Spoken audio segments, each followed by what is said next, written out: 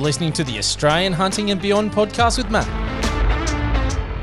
where we talk about hunting, shooting, fishing, camping, and everything else that the great outdoors has to offer. Let's get into it. It's been a while and finally back into recording because I've had tech issues. I know I mentioned it on the podcast. Finally got Starlink put in and I've jumped from sort of 18 megabytes per second all the way up to 200. It is sensational. Got put in this morning and straight away tonight we're into it. And what a better way to kick off than going all the way overseas to have Joe on the podcast from Ridgewalker Expeditions. Mate, how are you? I've been really keen to get you on and have a chat because you are an expat from Oz and, mate, there's plenty of stories I want to hear about. Yes, thanks. Good to be here, mate. So, yeah, I'm an expat of about 25 years, but I'm looking at making this the last year I'll be based abroad, looking to come home and set up base camp in Australia. And it's been, well, I say it's been, by no means is anything over, but it's been a wild ride living abroad so much. There's been years of travel where we're literally not in the same country for more than 2 weeks on average for an entire year, 2, 3, 4 consecutive years was just hopping on planes every 2, 3 weeks into a different country for a different job. Or for family, to get back to see kids and move around. So it's been tough. And living in Australia is going to hopefully cause that to settle down a little bit. So let's just give our listeners a bit of a background. So you left Oz and you predominantly guide. You have your own business and you are jumping in between. I believe at the moment you're in Sweden and you're about to jump again. So the question for me is, how did you get into this? Because it's a big commitment to shift everything, the family, bounce from country to country. How did that all sort of come about for you? Well, it just grew into it. So when I left home when I was 18 and went to Europe, went to Italy, and I have family there. And the family owns a large property, which is how the fallow and the red deer hunting got started at the beginning. And that was a big draw for me to go and see that, And it turned out a bit different than I'd hoped for. I got roped into the family law firm and I ended up practicing as a lawyer for about 12 years. All that time, I kept the business going on the hunting estate because in order to have exclusive hunting rights to your own private property in Italy, the only option there is to run it as a commercial hunting reserve. And so that comes with regulations, quotas, commitments, obligations, which was my alibi out of a lot of time in the office. And eventually I packed it in and left the office life and the corporate world altogether to just keep doing what I love doing, which is guiding, outfitting, and also providing and organizing hunts for others in the most unreachable places, And so some of those hunts I will go on. I will go and I'll assist the local outfitters and I'll, chaperone clients and make extra arrangements for them to make it easier or better for them. And once I know an outfit can handle my particular type of client the way they need to be taken care of, some of those I can leave them to be independent and keep looking after clients on their own. So it's a pretty high investment strategy to run it. It's more of a lifestyle than a business, really. Can we jump back to Italy there? Because it just sort of perked my ears up saying that you have to have sort of like talking about on the hunting perspective for your private land, you have to have some sort of business so that others can't hunt that. How does that, that's very unique. How does that work? Yeah, right. I know. It's wild. So in Italy, if you own private land, Well, the concept of ownership of private land in Europe is different to Australia for different uses. So in Italy, even the hunting, you have no control over. And what happens is the local government will basically manage, divvy up, distribute hunting into the different types of hunting. It's quite regulated. So there's different kinds of bird hunting and small game and big game, and there's different methods with different seasons. And that is all allotted. And so the public hunters actually have the right to access all private land as if it is their own, which is, I find to be ridiculous. There's no obligation that comes with that right either toward the land. So they don't have to restore roads. They don't have to maintain. They don't have to respect the land. They don't have to respect the wildlife.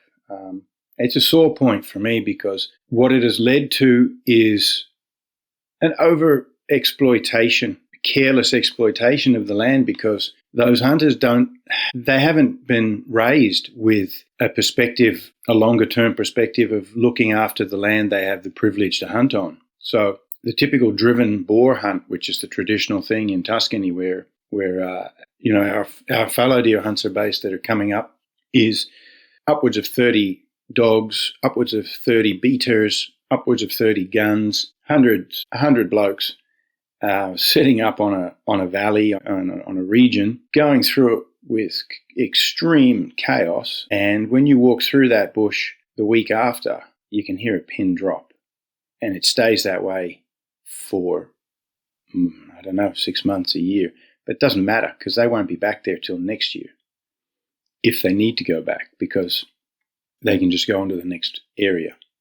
So your only options are two. You can either fence, and it has to be a 1.8 meter mesh fence. You can dig a moat. The legislation actually states that. You may dig a moat around your property. It has to be 1.8 meters deep and 3 meters wide. And if you do either of those things, no one is allowed to hunt in that land. Not you, not the public. And so the other option is that you obtain, which is not an automatic thing by any means. It's actually very, very, very regulated and very expensive, time-consuming. It's a big commitment, and it's discretionary if they want it, if they need it within their, if it doesn't take away too much public land, what they consider public land from the hunters. The hunters are often opposing these concessions being granted because it means they lose land, which ultimately leads back to the government officers managing this, which means votes. But once you do get that, you have exclusivity, but now it has to be run as a business. So hunters need to be registered. It has to go through books. You're subject to control, and you've got obligations regarding mostly quotas, which is not an all bad thing. It's actually what we owe the success of the fallow deer to, because when I first arrived, our property had a heavy cull program handed down to us. Now, this was near 30 years ago, and there was very little, how would you put it? They weren't very sort of discretionary about what needed to be culled. It was they had some rules, but I was able to exploit that to basically weed and cull and shape the herd for what I thought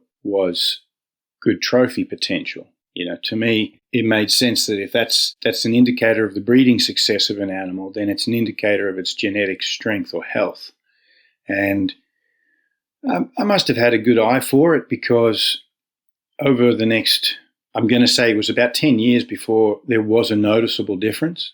Those huge deer that you'll see online on Instagram, they weren't always there, and they weren't released, or they're not bred somewhere or anything.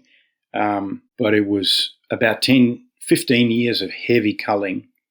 A light year, 60 to 80 animals, a heavy year, double that. Of course, not just bucks, but we would be able to exploit it to make it work for our population. And we got a few disciplinary, letters about it for not following it to the letter, but I'm glad that it went that way, because the population now, it lives on the momentum of that. Once you've established 80% of it and you've got those big bucks of breeding, well, they're managing their own genetics now, basically. There's still a cull program that goes on in the off-season, but it's not consequential. And that's how Italy got started. And, of course, there's roe deer and red deer and pigs, and that began the expansion of it. And from there, I moved into hunting the alpine regions for the chamois, and then over into Spain for the ibex, and starting to hunt abroad around Europe, and then getting into Africa. Well, I'd been hunting Africa since before that. So I guess that was really how the notion of a business got established in the late 90s and early 2000s.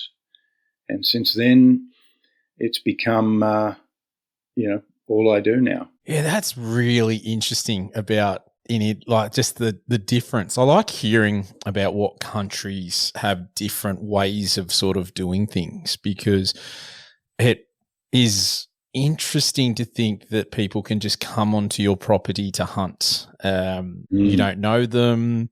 I'm guessing there's obviously some sort of regulation and rules about times a day they can hunt and how and things like that.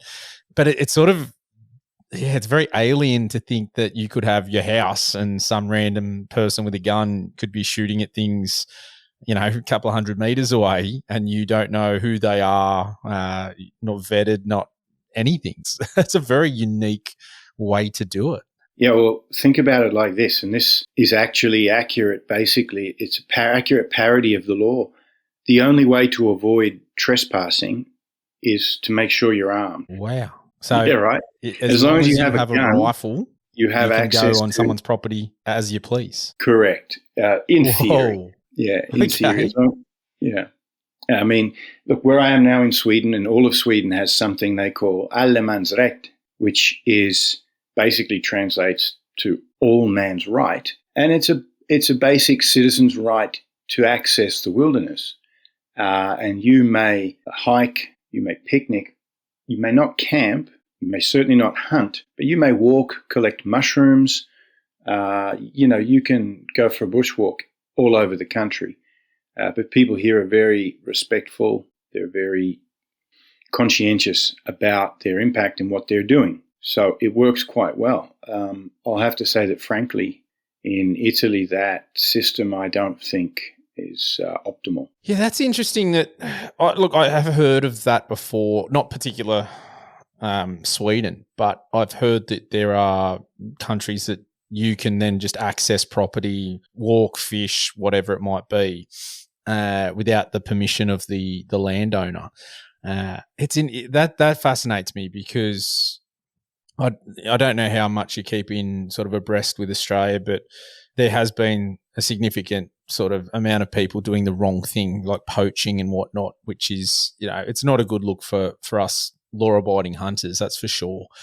And I've run into many farmers that won't let people on their property because of the dramas they're having with poaching and the like. And then to hear about another country where it's just sort of open, it's very, very interesting. And I can see sort of both sides of the fence of saying, okay, if people can access the land, they're less likely to do it illegally. But there's always sort of that percentage that are going to be doing things illegally as well. But it doesn't seem, if that's what they do, it doesn't seem to have crueled it for everybody, which is interesting, because over here we're getting more and more national parks, which we're getting locked out of. So we're getting less and less access to the bush, and depending on the state, like Queensland, don't have any public land hunting. So I know quite a few of the boys in Queensland have to drive down to New South Wales to hunt public land if they don't have access. So it's a very different system. It's interesting to hear that. Hearing your perspective on it gives it an almost a utopian spin. I can assure you that, yes, if you want to take up hunting, you don't need to worry about where you'll go, because you can even target, for example, I have an area that I like to hunt personally that's not under, my management at all. It is, as I just described, it's made up of different parts and pieces of private property that I don't even know and need to know who belong to, in a different region of the country that I like to hunt red stag on. And so I was able to enroll in that region and pay the taxes for the hunting. It's a fairly expensive venture to hunt. It's probably costs about €400, so about $600-700 a year to keep your paperwork current. I was able to access an area that I had, heard about and scouted and looked at, and then I went and hunted. Well, accompanied the locals that I'd made friends with, and then I decided, yep, this is where I want to have my hunting. And you're able to, you've got to commit to it, because it means you can't just go to another part of the country and hunt. You can, with some bureaucracy involved, for a day or 2 days, you can do these things, but it isn't something you can do sustainably. You can do it more like a guest. So does that mean, like down in Vic, we've got the public land that you don't need, there's no maps, there's no bookings. You can just, as long as it's huntable land on the mapping system, you can just walk off and go for it. Whereas in New South Wales, we have our state forest system, which they've just updated some of the rules on. And you have to book in. There has to be a 24-hour period between what day you book, and then you can only book for 4 days in a forest, and then have to have a 24-hour break from that forest before, if you want to book again. Is it something similar to that when you buy or pay your taxes, as you said, it gives you a region, or does it give you a specific area to target? Or it can gives you you clash a very with other hunters? Yeah, each region, it's never exclusive. And what it's more like is this. Let's say you live in Victoria, and you'd like to hunt, water buffalo. You would have to cancel your hunting rights in Victoria, put your hunting, let's say, residency in the Northern Territory. You'd pay your hunting taxes to the Northern Territory, and they would assign you an area within an area. So for big game, you're going to get given, typically in Tuscany, they're given a high stand, and they're allowed to hunt within an area from that high stand. But overall, in the reserves, it's a different story. But overall, spot and stalk hunting it's not regulated. So it's kind of not forbidden, but it's not, it isn't the common practice. And so you're given an area to put your high stand up in, you're given maps and coordinates, and you put your high stand there, and that's where you go and wait for your deer in this case. And in doing that, you either lose or only have residual rights in your home area, for example. So if you choose for some years, for about 5 or 6 years, I had the Alpine region where there's chamois, and there's also red deer and roe deer. There's mouflon, and you're hunting 2,500 meters to 8 at altitude. So it's an awesome place to be. And if you want an alpine region, you give up all other hunting rights. You just get your alpine region. But if you wanted to do some of the other things which they call, for example, the non-migratory, the stationary stuff, which is pheasant and hare, grouse, this kind of thing, you're allowed to have what they call mobility over most of the country for that. So you're based in your town, but you can spread that. You can go almost, not absolutely, but almost anywhere. So really, the more desirable the hunt is, the harder it is to get. So if you pay for your position, essentially for your high stand, what happens if there's no game there? Or are we, I'm not really familiar with sort of Italy. Is game plentiful? Is it something that you're almost guaranteed to be harvesting animals, or is it just sort of luck of the draw? Can you, it's not like you're really scouting an area if they're sort of allocating things, I sort of take it. Well, you would choose, you would apply, and it's not so much apply because you won't get knocked back, but you would enroll in an area where you want to go and you know there's game there. And on the question of is there game in Italy, mate, we've landed on Italy because I guess it's popular and it's where I've spent the majority of the years. It's wild what is there, but it's just not regulated, which means it's not accessible, which means it's, the numbers of deer and other species is mind-blowing. And there's virtually no way to get access to hunting it, which is partly why. And I think the modern hunting culture in Italy is it's dying out. It belonged to the older generations, but there's red deer as big as the biggest of Europe. There's fallow deer as big as the biggest of Europe. There's chamois bigger than anywhere else in Europe. There's mouflon as big as any of the wild mouflon, like the heavy hitting mouflon. There's the ibex, the alpine ibex, which is not huntable, and as a consequence, they're overrunning the Alps. And you'll see, in the parks and there's huge numbers of wildlife. The roe deer, there's regions of Tuscany that consistently producing a lot of gold medal roebuck trophies. And fascinatingly, alongside that, there's the predators. There's bears, there's wolves, there's lynx. Who would ever have thought? Or Italy just doesn't have that image. And there's not just a few. They have a problem with the wolves. They have some issue with bears. Not many, but I know from people who work with those animals that the official counts are nowhere near the reality of the numbers there. So in the regions where there are bears, agricultural land is fenced with electric fences. People that have bees have to put electric fences. The rubbish gets, gone through. It's incredible what is there, and it's just not easy or possible to conduct hunts for it. Yeah, right.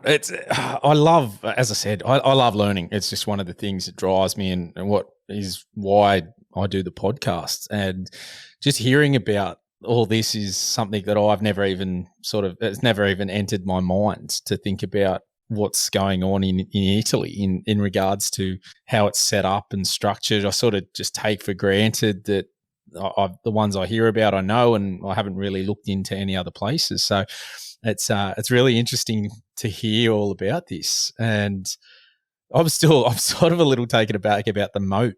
I'm just trying to imagine this just, 3 meter wide, 1.8 deep moat. Does it have to have water? Does it not? Just so people don't come into your land. It's a very foreign sort of idea. Right. Yeah. I reckon it has to be a throwback to some ancient law. Yeah. Like Tuscany is a very medieval region.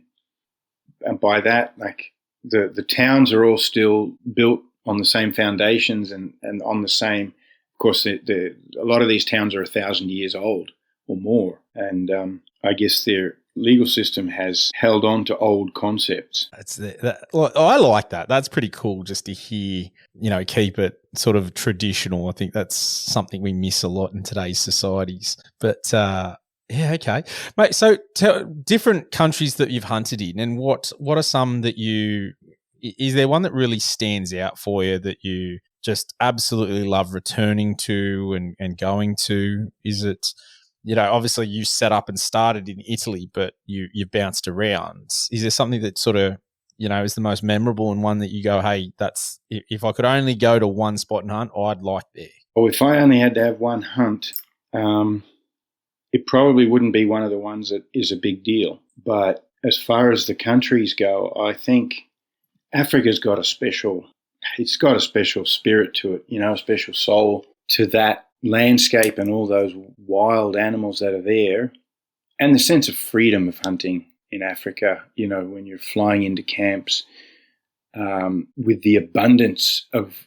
different animals. I mean, you have that wilderness in North America, in the Rockies or the Yukon, but It's very barren. I love that region of the world no less, but it's very different because it's very barren, quiet. There's not a lot of.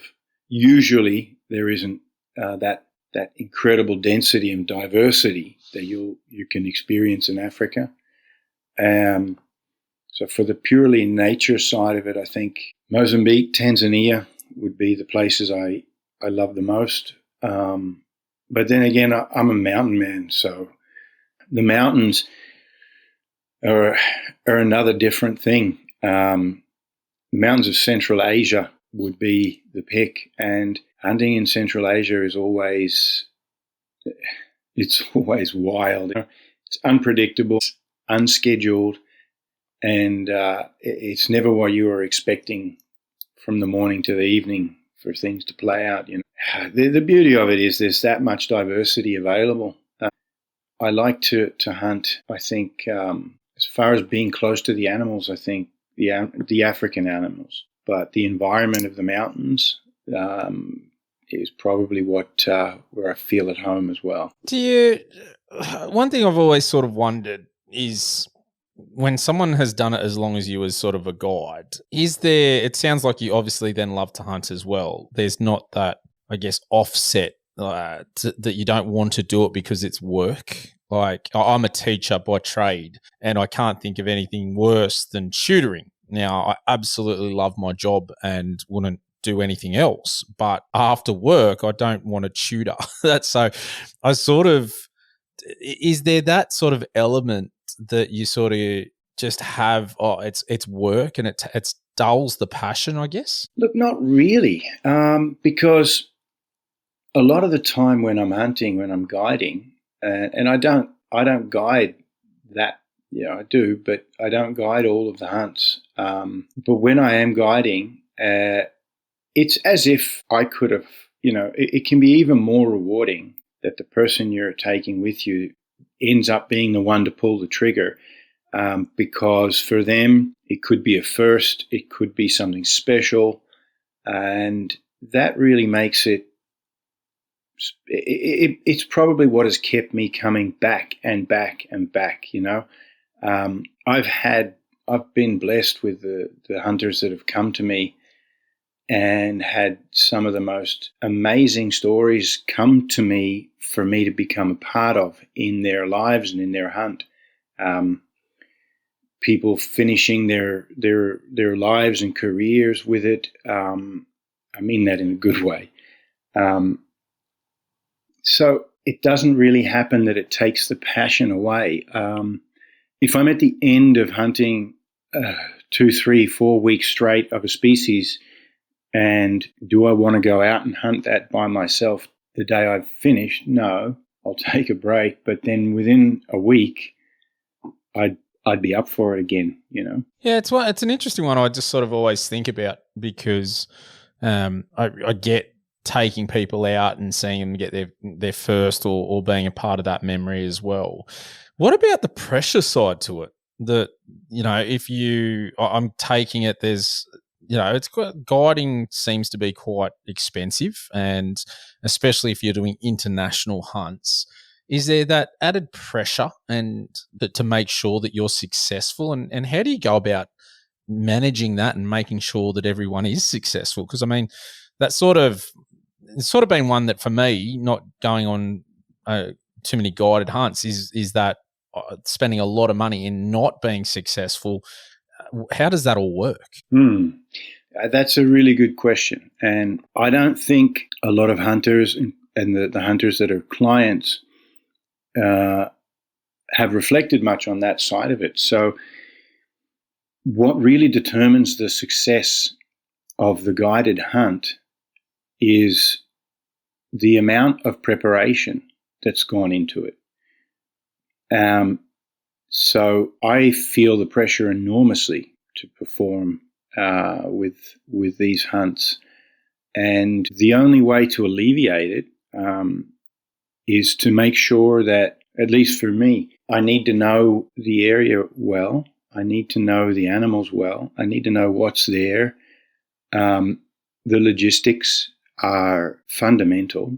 The equipment, we are usually providing firearms for hunters. And I found that it does make a difference if those rifles are top of the line, the scope's top of the line. There's nothing worse than doing all that hard work, and then at the last minute you've got a hunter with you and the optic is letting you down. And then there's the luck element, which is the one you can't control. Some years the animals are difficult to find, moving, doing something unexpected. Sometimes the weather works against you. And yeah, I definitely feel that pressure. And I'll say that I don't like it, but I think it must motivate me somehow to push harder, because usually that's the way it seems to go. The more pressure, the less chances there are, the harder I'll push. And it works. I've had a lot of hunts that looked like they weren't going to succeed, end up being not just successful, but come out with the result you were dreaming of, or even better. So yeah, preparation, everything that goes into the hunt that is important happens before you get there. Yeah, there's some really good guides here in Australia that I know they just spend a lot of time out in the bush, and there's a couple of really good ones that just do public land as well, and they're just knowing the spots and spending the time. Then there's the other type that I know just they don't know the area. They just rock up to the property and sort of go off the farmer or go off the owner and hope for the best. So it's very mixed, and it's an interesting one. I was sort of looking at the guiding here is that there's no like accreditation and things like that, which sort of shocks me a little bit. Is it like that overseas? Do you have to be accredited to be a guide? Do you have to have, do you have to have different things, or like is there a qualification, courses, or just anyone can say, hey, I'm going to be a guide now? Yes, so different countries have different regulations. For example, now there's university degree. Well, I'm pretty sure, I don't want to be quoted or misquoted there, but South Africa, I think, now has an equivalent to a university course, certainly equivalent to a TAFE course for becoming a PH. And other countries, including Italy, have different regulations for different forms of accompaniment. There's some for the use of dogs. Dogs are big in the European hunting scene. And then in Italy, you need to have an accreditation to be an alpine guide. So, but it's experience-based, years-based, and because you record your outings, you have a little, like not a logbook, but you sign in. So there is some accreditation needed to do it, but overall it's pretty, anybody can have a go, especially when it comes to, the things that are not considered either desirable, exclusive, expensive, or dangerous. Yeah, just to fact check you there, you are right. So in South Africa, there is there's different hunting courses that you can do, such as the Game Hunters Professional Hunting School or Sutherland Hunting Academy, Southern African Wildlife College, etc. Most of those are sort of anywhere from sort of 10 to 11 days up to maybe 7 months. So I'd say probably more like a TAFE sort of degree if we're looking at the Australian equivalent. That's interesting, because I think that's one thing here. I know there was some issues with certain guides not having insurance, and it was just a whole big thing. And it sort of took me aback a bit that just anyone can sort of do it off the fly, just make a business and you're good to go with little experience, a heap of experience. It's as simple as sort of an ABN, where especially it's so regulated. Like I'm a firearms, I can conduct the firearms sort of instructor course, and that's a lot more regulated, and the training, the materials and things like that. Whereas that you're not even sort of, I don't even think that's anywhere near as dangerous or something like that. Whereas, guiding can be dangerous. And, you talking about being in Africa, I know there's some big game over there that are definitely dangerous. Have you had any run-ins? Oh, yeah, a few.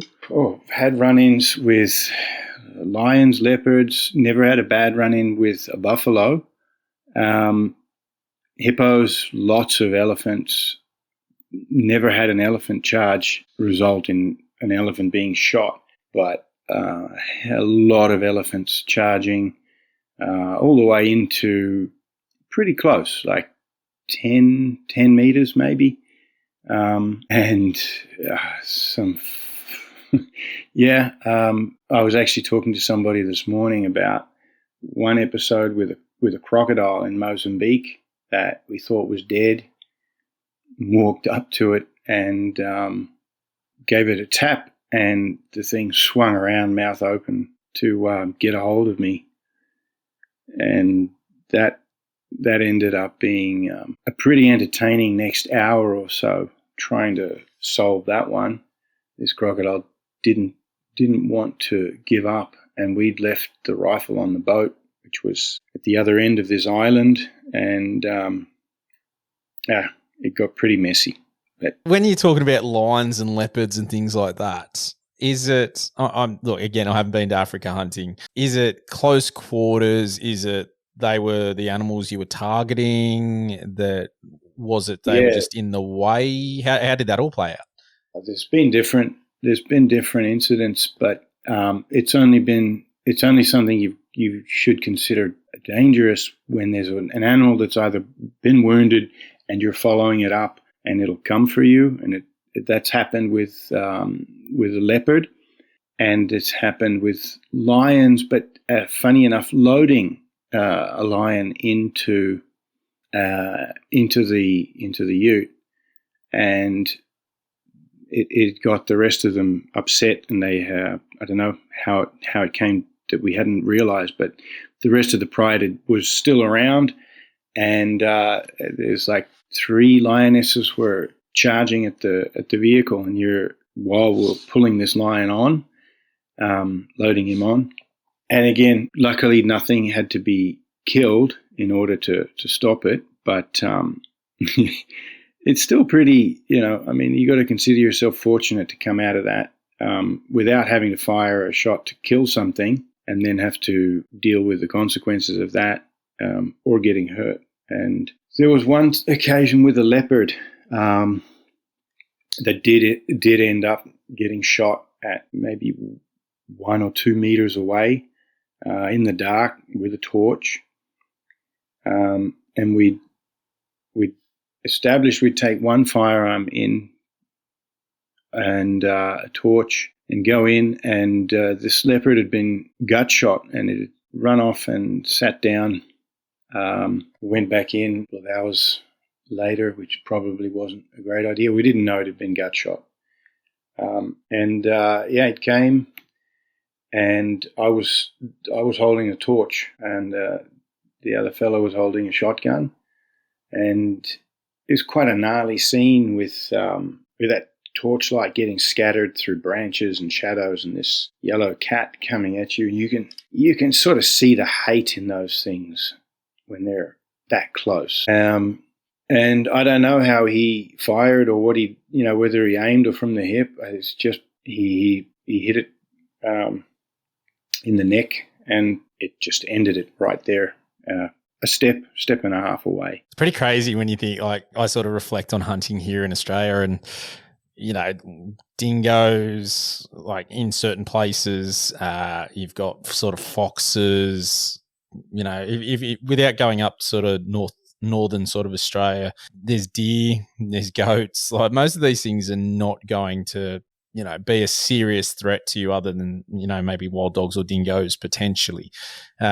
Obviously buffalo up top, but it's very, very different hearing about different parts of the world that have, like you mentioned previously, Italy, bears, wolves. It's a totally different game changer, I reckon. So, when I go out, I'm not sort of looking over my shoulder or wondering if something's going to, take me out of the old environment. But over there, 100% it can happen. It could happen. Yeah. I don't really see it as a danger when you're out there, but more of an opportunity or a privilege to get to see it. Because as I said before, there's good numbers, big numbers, especially wolves, but they're not easy to see. So when you do get to see them, it's usually pretty special, especially when you're with someone, when you're with a hunter that has never seen them or has only seen it, in Canada once or something like that, Yeah, that'd be cool. I mean, I'm a massive nature lover, so seeing all different. I get excited seeing an echidna, and I've seen a million of the things. But anytime I'm sort of out there and about, and you're seeing something in nature, not like at a zoo or not like in an urban setting, it sort of just hits home a little bit different. So I get what you're saying about that. So. What are the different places you have hunted? So you've touched on Africa, you've touched on Italy and Sweden. Is there any other sort of areas that you've bounced a lot in? Yeah, look, in Europe, it's mainly Italy, Spain, and Hungary, but not only. There's a bit of Romania. There's a chance I'll be in Romania this year in November. Africa, we've been through. I mean, all of southern and even central Africa is. I love it. The Central Asian countries, I really enjoy. It's such a weird, wild, wonderful world there.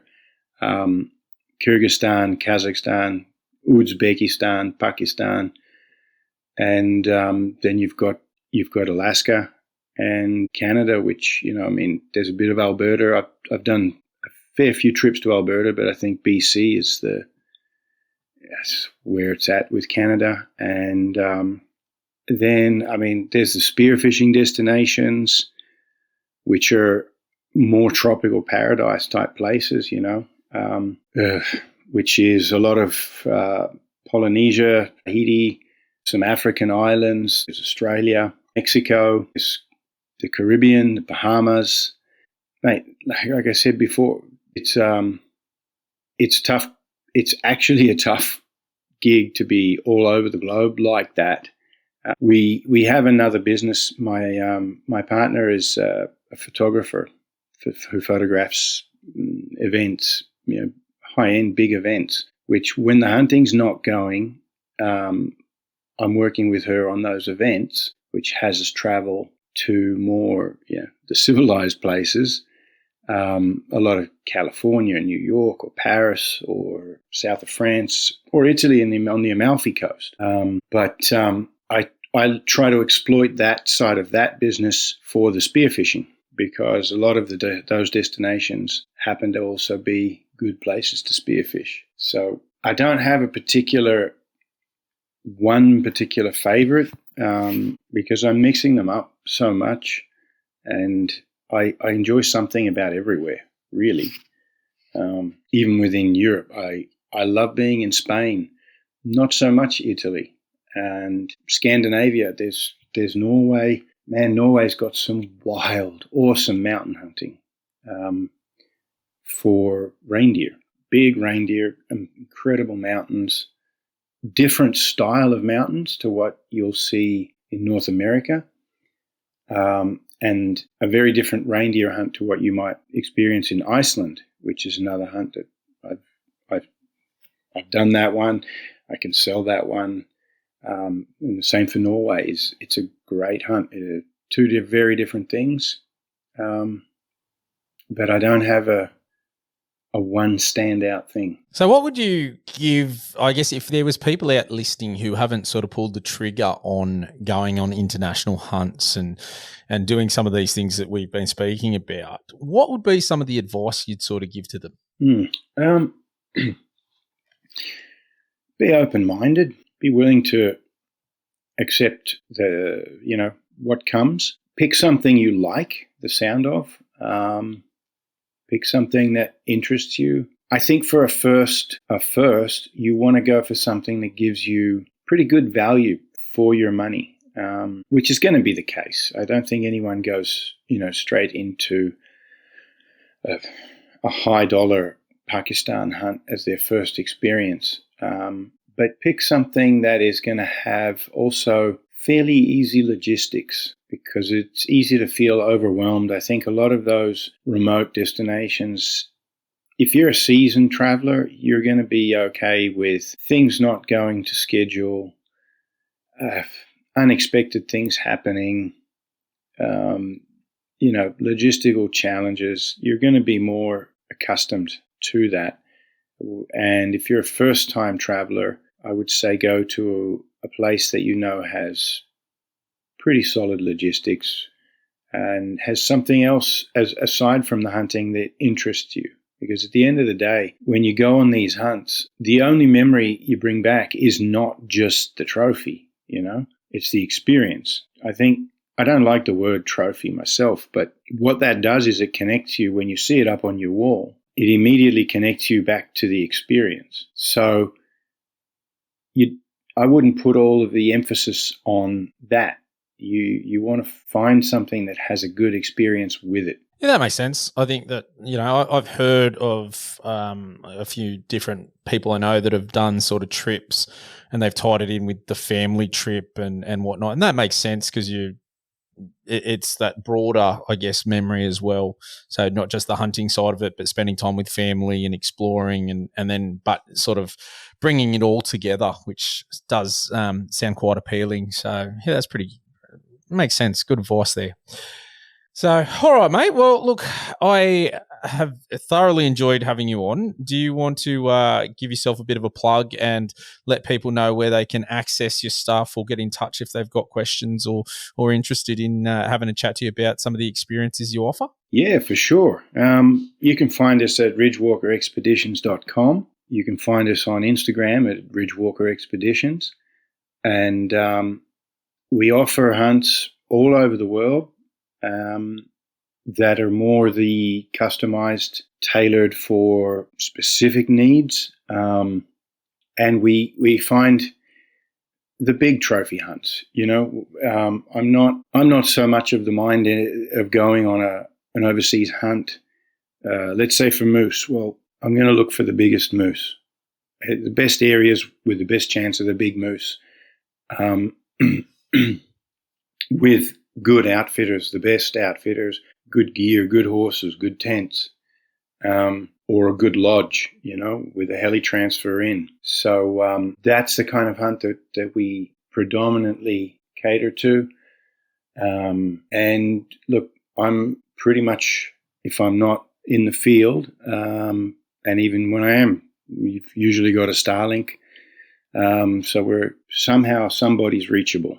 Somebody at the office or somebody in camp with me, one of the guides. Some of the guys that work with me full time are on taking care of this sort of thing. We're pretty much 24 hours a day available. Mate, that sounds great. Starlink is just an absolute game changer, isn't it? I know I've been sort of, as I sort of touched on at the start, I felt a bit guilty because I haven't been getting episodes out weekly just because of the internet has just eroded here. I was on NBN and it through Telstra, and we're supposed to be getting 50 megabytes per second. And I was lucky to get 18, 16 and upload speeds of about 1 or 2. So not being able to use this program to record because people couldn't even hear me. So it's having Starlink get thrown on this morning and get it up and running, how quickly and easily it was, and then being able to obviously jump on with yourself. And it's sort of been a different experience because everything's very high end, fast. And I was just like, this is brilliant. And then thinking about its ability to do that anywhere in the world. And as you said, jumping between camps, just taking the Starlink with you and being able to get that access to anyone, anytime, anywhere. It's unreal. Such a game changer. I love it. It is. And now in the beginning, well, when I bought the first Starlink, it was locked to your country or your region. And now I can bring my Starlink with me. I can take it to Mozambique, and then I can take it to Greenland, and then I can be in the Yukon, and it's working. It's the same plan. It's seamless. I just pack it up and set it up, and I'm going. It's just opened so many doors, and I can't believe even how quick it is just to set it up and just articulate where you've got to face the satellite, and just how the app tells you turn it this way and it's done. It's crazy. I'm a big fan of tech and just seeing how it operates. I'm really excited to be able to probably grab one of the minis as well. So when I'm out and about, I can be in contact. That just sounds pretty cool too. Yeah, no, it's a game changer. All right, mate. Well, look, appreciate you coming on. I know the time difference for international guests is always a bit of a tricky one. So I do appreciate you giving up your time, and I wish you well with the rest of the year and seasons that are coming up and jumping around. Where are you off to in the have you got a couple of countries booked for the rest of the year? Yeah, I'm going tomorrow. I'm actually just going to Copenhagen for a bit of business, and then I'm flying down to Italy. And I'll be there for all of October for the fallow deer rut, which is always a big thing. And then I've got Romania and in November, and then in the December it's the US, and then back to Australia. Mate, sounds like a busy end to the year, so hopefully it goes nice and smoothly for you, and then you're back to Oz. So we look forward to having you back. Yeah, cheers, mate. Well, thank you, Matt. It's been awesome talking to you, and I look forward to catching up again. All right, listeners, hope you like this one. I know I've learned a heap, and that's been pretty cool hearing about other countries. Bye for now. You've been listening to the Australian Hunting and Beyond podcast with Matt. Thanks for tuning in, and can't wait to catch you next time. But in the meantime, if you want more, you can find it at linktr.ee/Australian Hunting and Beyond. That will give you our YouTube, Instagram, X, Facebook, you name it. We'll catch you next time.